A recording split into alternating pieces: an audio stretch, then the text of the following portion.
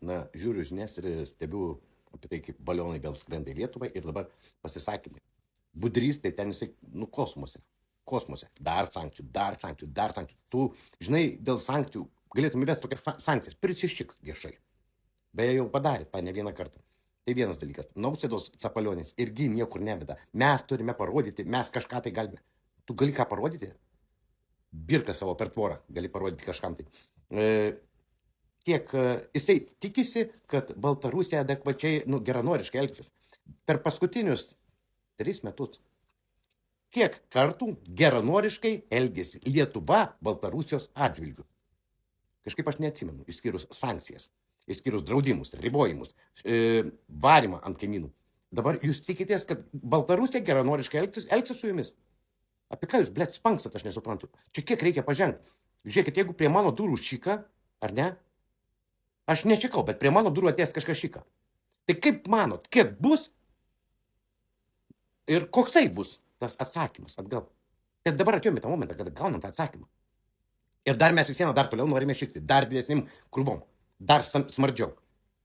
Tai mes čia ką darome? Vadinasi, moralas viso to, ką jūs darėte paskutinius 3 metus, yra atsakas dabar, ką mes gauname atgal. Ar tą reikėjo daryti? Nemanau, bet darėt. Tai vat kokių kenkimo priemonių Lietuvos atžvilgių ėmėsi Baltarusija? Kas iššovė vizų režimą į Baltarusiją, Lietuvą? Baltarusija padarė vizų režimą lietuviams? Ne. Kas įpiso sankcijas kalio trąšoms, tranzitui? Lietuva. Baltarusija čia padarė. Kas visokias sankcijas daro?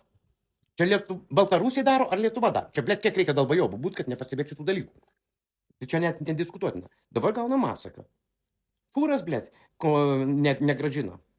Nuostolį Lietuva patyrė. Lietuviai patys visi čia sukūrė.